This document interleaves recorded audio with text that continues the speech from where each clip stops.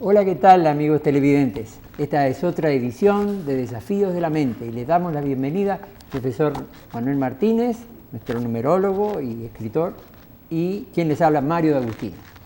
En el día de hoy vamos a hablar sobre un tema que ha tenido una gran repercusión en el siglo pasado especialmente, y lo tiene actualmente. Se trata de un personaje muy especial, un gran filósofo que ha tenido una influencia a nivel mundial. Hablamos de Krishnamurti. Y hoy, para referirnos a este tema, tenemos como invitado al doctor Veslu Samayoa, que es neurocientífico. Es correcto. Y que ha seguido las enseñanzas de su maestro Krishnamurti. Es correcto, sí. Así que podríamos comenzar por saber cómo surgió Krishnamurti en el siglo pasado. Él nació todavía en el siglo XVII, ¿no? No, 18. Fines del 18, 1895. Sí.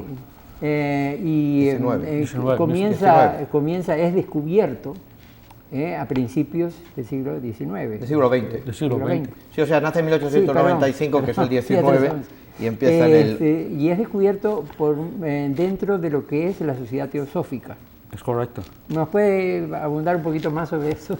Sí, como no, Krishnamurti nació en India en 1895. Precisamente se estaba formando un movimiento no nuevo en sí mismo, sino había fundado H.P. Blavatsky, el movimiento de la sociedad teosófica, en el cual se trabajaba sobre los aspectos básicamente esotéricos del cuerpo del hombre, la enseñanza, la doctrina. Y en ese entonces descollaron varios estudiantes de Blavatsky, como es Leadbeater, Annie Besant, el cual en una oportunidad, en una playa de India precisamente, pudieron, Leadbeater era supuestamente, o mejor dicho así, un gran vidente, un hombre de conocimientos muy profundos dentro del campo. Él escribió varios libros, pero básicamente él se dedicaba a descubrir las cosas que estaban un poquito más allá de lo visible, de los sentidos corporales. Y en una oportunidad, en una playa de Diyar, encontró a Krishnamurti, lo descubrió, vio en él voy a decir así, un aura, pero más que todo, más que decir un aura, sino que pudo percibir su carácter, pues, su alma, pudo percibir en el niño que había algo cristalino en él. La pureza, según dicen, de no tener ego, en ese sentido, no tener un ego exacerbado ni nada de eso, ¿no? Correcto, no tener centro. Sí. Y no tener centro es un poquito quizás complejo de entenderlo, pero no tener centro quiere decir ser total. Universal, en el sentido de que lo que se describe está dentro del campo del ego, del centro. Lo indescriptible, lo que nace, lo que brota, es lo que no se puede describir, es lo que hace funcionar en sí mismo todo el movimiento universal. Pero bueno, son palabras muy rebuscadas. Él descubrió al niño, le puso mucha atención, fue un impacto para él, porque realmente él tenía una organización en la cual era muy... él era un personaje del Leadbeater de mucha profundidad, de muchos conocimientos, entonces no podía estar, por decirlo así, perdiendo el tiempo en configurar situaciones que no eran reales. Pero cuando descubrió a Krishnamurti, le impactó mucho. Tuvo total certeza de que él iba a ser un ser excepcional. Pues independientemente de eso, escribió a Annie Besant. Annie Besant en ese entonces, una de las mejores teósofas. En Inglaterra daba conferencias acerca de la teosofía. Teosofía es teos, Dios, es la filosofía de Dios. Y ellos hablaban sobre los planos de conciencia, sobre el astral, el etérico, etcétera, etcétera. Pero independientemente le llamó muchísimo la atención la observación del Leadbeater. Y bueno, estuvieron en contacto en aquel entonces, imagínense, no habían celulares, no había nada, esto era otro mundo, las distancias eran inmensas. Se reunieron en la India y conversaron acerca de él, tanto así que lo tomaron. Hablaron con los padres. ¿Cómo se hubieran rescatado? Porque los primeros años de Krishnamurti fueron muy dramáticos, con muchas privaciones, mucha pobreza. Incluso aún cuando el padre creo que se empleó en la sociedad teosófica. Sí, es correcto, porque él venía de la línea brahmánica. Y lo curioso de todo esto ha sido, pues claro, el descubrimiento de este ser, por decirlo así, de este ser humano, vamos a hablar más completamente, con su claridad pristina, con su ingenuidad, porque Krishnamurti en su niñez, en su adolescencia, no quiero viajar tan rápido, pues era condicionado por toda la cultura brahmánica, de los dioses hindúes, del pensamiento hindú, valga la redundancia, pero más sin embargo era como que llegaba hacia él y se formaba de él, mantenía siempre su estado original de percepción. Y por ser tan diferente, él recibía en la escuela, muchas veces recibía castigos, incluso de su padre, porque parecía que no entendía y era realmente que estaba en un nivel superior al resto en cuanto a comprensión, ¿verdad? En cuanto a conciencia. Déjeme decirle que me ha llamado mucho la atención porque en mis estudios dentro del campo de la neurociencia vemos todo el aspecto neuronal a nivel de la neocorteza, a nivel del sistema límbico del cerebro, a nivel del sistema del lóbulo izquierdo del cerebro, del broca área, uniqueraria, todo lo que es la comprensión, todo lo que es la comunicación, todo lo que es el lenguaje. ¿Y cuál fue, por qué razón Krishnamurti tenía esa virtud, por decirlo así? Porque el cerebro en sí mismo, pues, para no ser un poquito exagerado, tiene 1 billón de años. Y en ese billón de años, el cerebro es el instrumento que nos permite estar en contacto con el mundo tridimensional. O sea, con el mundo de la realidad, vamos a decir así, corporalmente hablando. Y en él está contenido todos los informes, sean de Grecia, sean de España, sean de Australia, de donde sea, no importa. Y lo estamos comprobando ahora a través de la computadora o del celular. Usted es una llamada y está en contacto con una gente en Australia inmediatamente y está en contacto simultáneamente. O sea, el cerebro en su evolución, vamos a hablar de la evolución del cerebro, y su contenido mismo, que es la conciencia, recapitula toda esa información. Más sin embargo, se podría decir que en el cerebro de Krishnamurti esa información guardaba su lugar. ¿Guardaba su lugar? ¿Qué quiere decir con eso que guardaba su lugar? Guardaba su lugar quiere decir que él expresó en su enseñanza que su enseñanza venía, valga la redundancia, de una base. Esa base donde se desprendía el pensamiento y se desprendía la inteligencia. El pensamiento en sí mismo es un proceso material, tanto que nosotros dentro del campo neurocientífico lo vemos cuando hacemos encefalogramas, vemos la onda delta, teta, alfa, gamma y vemos los movimientos que se están dando a ese nivel. Y el pensamiento en sí mismo es el contenido de la memoria, de la experiencia y del conocimiento. Más sin embargo, la inteligencia no es un proceso material, sino que es un proceso de luz, puedo llamarlo así, en este campo, en el cual todo lo ve total. El pensamiento ve de acuerdo a su propio universo, es parcial. El conocimiento o el pensamiento va eslabonando por información previa de libros, entrevistas o de relación con los demás, una relación aproximada de su propio universo. En cambio, la inteligencia no, lo ve total. La inteligencia nos ve como seres humanos. Reímos, lloramos, deseamos, queremos, ansiamos. El pensamiento nos forma una imagen no solamente de nosotros mismos, sino de los demás. ¿Qué era lo más especial en el pensamiento de Krishnamurti ya desde niño? ¿Se podía comparar con algunos casos en que se dice que parece que el niño tuviera falta de atención, pero que en cambio revela una inteligencia superior? Es correcto, y volvamos a este tema, Manuel, que es muy importante, de no poner mucha atención. Ahora, dentro del campo de la neurociencia decimos el famoso ADD o síndrome de atención, que es causado muchas veces ahora, se ha descubierto aparte por la intensidad de la luz. La intensidad de la luz, porque el 90 o 99% de la materia del universo es oscuridad. Sí. Pero, ¿qué causa esto? Que a veces los muchachos no puedan tener una atención o una concentración acerca de lo que se les está hablando en clases, X, Y o Z. Pero Krishnamurti lo tenía porque estaba como, supuestamente, estaba él conectado a esa inteligencia, que lo que ocurría era que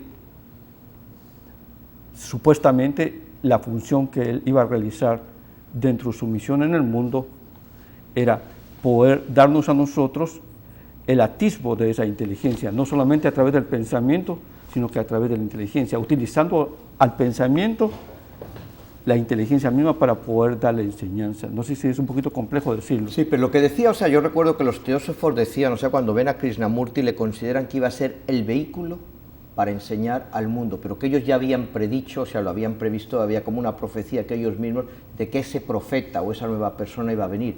Y cuando Ani Besant y compañía le descubren que Krishnamurti iba a ser ese nuevo profesor. En cierto modo, cuando dices que él ya sabía su propio camino, tiene que ver algo con eso, en que descubren que él es el nuevo profesor que el mundo está esperando, una especie de Mesías. Sí, claro, en la sociedad teosófica hay un movimiento de la venida del Cristo. Okay. De esa venida del Cristo era porque la sociedad teosófica está íntimamente vinculada con la gran fraternidad blanca. Ellos hablaban de los maestros del Himalaya, de Kutumi, de Moria, apariciones de ellos para las enseñanzas. Blavatsky hablaba de ellos, Ani Besant hablaba de ellos también, que tenía contacto con ellos para dar sus conferencias, que se movían ellos a diferentes planos en la conciencia, por decir el plano astral, el plano mental, el plano búdico. Entonces, al ver al niño, vieron que había como un rayo que lo ponía en contacto directamente con ese Cristo, y que él iba a ser como el vehículo. Eso fue el sueño de ellos, eso era lo que ellos ansiaban para que sucediera esto, tanto así que Krishnamurti fue llevado hacia Inglaterra y fue reeducado de una manera en la cual no solamente... En idiomas, en todo, se le dio una educación especial. Pero sin embargo, el vehículo que pensó la sociedad teosófica que iba a utilizar, que era la fundación que ellos hicieron de la estrella, ¿verdad? Sí. No era lo que esperaba Krishnamurti, sino que él tomó otra forma de irradiar su mensaje. Sí, pasó un fenómeno muy interesante, y voy a poner la palabra fenómeno, o catarsis, o mutación, como le llamaba, psicológica. Él estuvo en Ojai, California, y estuvo junto a su hermano y otras personas muy importantes, y estaba siempre en comunicación con Mary Lutis y con Ani Besant, informándoles de un determinado proceso que estaba sintiendo él dentro de su cuerpo, dentro de su psiquis, dentro de su sistema neuronal. Quizás no con estas mismas palabras, pero había un proceso de mutación, de transformación, el cual a él lo estaba despertando a un nuevo estado de percepción o de conciencia. Porque anteriormente a este proceso, él daba conferencias en Inglaterra o en la India como el Mesías, como el Cristo.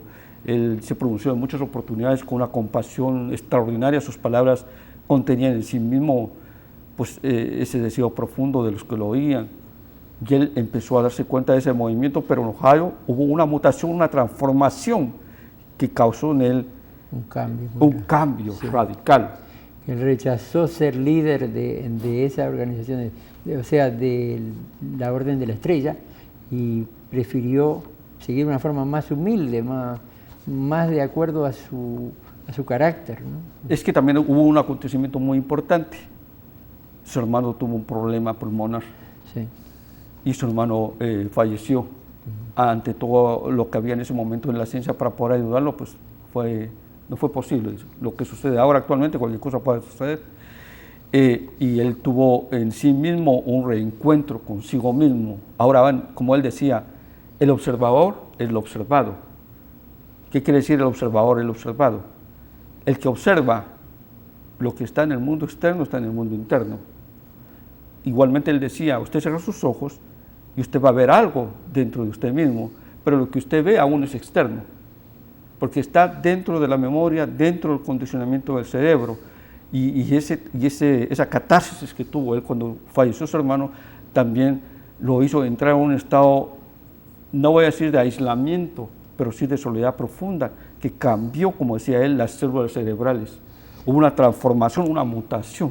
Él también fue como adoptado legalmente adoptado, ¿no? Por la sociedad y se alejó un poquito de lo que eran sus padres naturales porque encontró en esa sociedad más comprensión y la vía también para desarrollarse en su prédica, ¿no? Sí, correcto. Sí. Esto es como una fortuna, ¿no? Es una fortuna intangible porque tenía todo lo material, pero tenía la enseñanza, no solo teosófica, sino educativa de la lengua del inglés y de la lengua del francés. Tenía espacios inmensos, días, semanas y meses de soledad, ¿no? De aislamiento, para poder meditar, para poder transformarse dentro de sí mismo.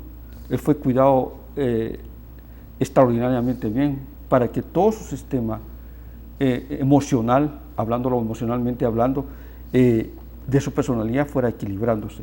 O sea, hubieron muchos factores que ellos fueron muy cuidadosos de poder trabajar con Krishnamurti para que él fuera ese receptáculo.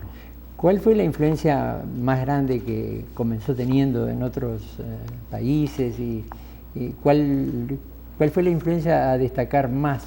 Es cierto que hablaba de la paz, hablaba de la conciencia, de encontrar el conocimiento de uno mismo, dentro de uno mismo. ¿Cuál diría usted que es la contribución más grande que hizo, o cronológicamente, a medida que avanzó su vida, su trabajo, cuál fue la influencia mayor?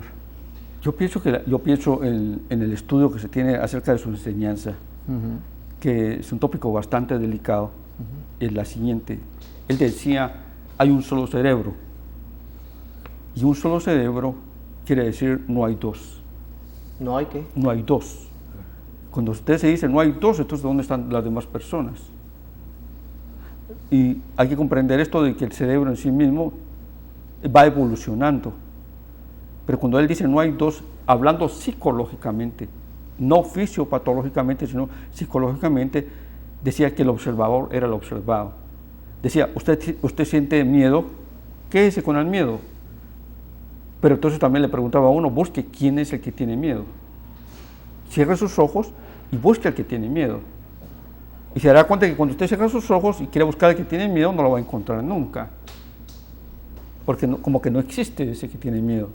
Pero cuando usted abre sus ojos, aparece todo este mundo tridimensional, esta configuración que tenemos inmensa, autos, papá, mamá, tíos, familia, amigos, todo el mundo aparece. Y vendría ahí entonces la famosa frase de él cuando él dice que, o sea, tú eres el mundo, eres a la vez tu vecino, él es a la vez tu amigo, lo que conoces como tu enemigo, y si quieres entender esto, tienes que entenderte, lo primero que tienes que entenderte es a ti mismo, quiere decir que somos todo un uno, o sea, por eso el único cerebro es que el mundo es lo mismo, que todos somos parte de una sola cosa.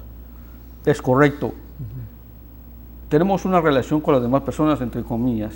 Él decía que no había comunicación, que había interpretación. ¿Cómo se entiende esto? Hay comunicación cuando se está al mismo nivel de entendimiento, pero usualmente el pensamiento forma una imagen acerca de nosotros mismos. Y esa imagen se desglosa en muchas imágenes. Quiero ir al gimnasio, quiero ver a mi mamá, quiero ver a mis amigos. Y ese movimiento se está dando constantemente en el cerebro está parloteando todo eso. Y esas imágenes en sí mismas son altamente materiales porque, vuelvo a repetirlo, el pensamiento es un proceso material y forma una imagen acerca de nosotros mismos. Tanto así que nosotros acostumbramos a decir, yo conozco a determinadas personas, pero más sin embargo, lo que uno tiene es referencia de ellas, una visualización, una imagen de las personas, porque uno tiene una imagen de sí mismo, pero esa imagen cobra vida de tal forma que le dicen a uno determinadas expresiones y uno se siente mal. Y es lo más difícil conocerse a sí mismo, ¿verdad? Lo más difícil en el estudio, hacer una introspección que sea real y que nos conozcamos profundamente. Él entonces estaba tratando de despertar en la humanidad una forma de ver la realidad diferente a la que normalmente vemos, otra forma de conocimiento. Sí, básicamente quizás verlo a través de la percepción. En la percepción está íntimamente ligada a la atención. Sí, porque él, por ejemplo, decía, vean los árboles, vean el cielo azul, pero todos los vemos, pero en la forma que él quería que lo vieran. Perfectamente. En la parte, en su esencia. Es la parte natural. Digamos, usted ve un árbol con una descripción. Entonces, cuando usted lo ve con una descripción, usted está separado del árbol. Claro. Pero cuando usted lo ve sin descripción, no está separado. Pero ¿cómo puedes ver algo sin descripción? Ok, yo necesito definitivamente tener un conocimiento como médico, como zapatero, ingeniero, X, Y o Z, para poder sobrevivir. Necesito tener experiencia dentro de mi campo. Necesito tener conocimiento y memoria acerca de lo que estoy haciendo, si no, no estoy en ninguna parte. Pero él decía, usted necesita eso para vivir, para desenvolverse, para la supervivencia. Pero en la vivencia usted no necesita nada, usted es un ser humano. Como tal, si usted es un ser humano, manténgase en ese centro como ser humano y entienda que alguien puede venir furioso, alguien puede tener problemas de celos o tener problemas de enfermedades crónicas o lo que usted fuera, lo quiera, pero son derivados a su propia naturaleza. O sea, la supervivencia es donde usted viene y graba. Digamos, usted tiene una relación con alguien y necesita experiencia, tener relación en su trabajo, pero en relación con alguna persona no. ¿Por qué? Porque esa relación o esa experiencia con otros mutila su relación. ¿Por qué? Porque lo hace sentirse usted independiente de los demás. Él era un gran defensor de la individualidad de cada uno, o sea, de la forma de conocernos y de conocer nosotros por nosotros mismos, sin depender de dogmas, de doctrinas. A eso es lo que más escapaba, ¿verdad? Sí, fíjate, Manuel, que es importante eso, dogmas, doctrinas, aún decía él, reventar las ideas, explotar las ideas. Usted puede aplicar una idea a algo que usted va a hacer, a un proyecto, un edificio. Usted va a programar muchas cosas y necesita descender el conocimiento, plasmarlo en papel y tener muchas personas a su alrededor para llevar a ejecución esto. Pero para vivir, ¿qué necesita? Nada. Nada, ese es el estado de vivencia, de supervivencia es diferente. El ego en sí mismo es un cúmulo de conocimientos. Claro. El ego en sí mismo sabe de muchas escuelas, se refiere a muchas escuelas, pero sigue cayendo en el sufrimiento, sigue cayendo en el miedo, en la desesperación. Tenemos que ir ahora a una pausa, pero cuando regresemos vamos a continuar hablando sobre Krishnamurti y su profunda filosofía. Enseguida volvemos.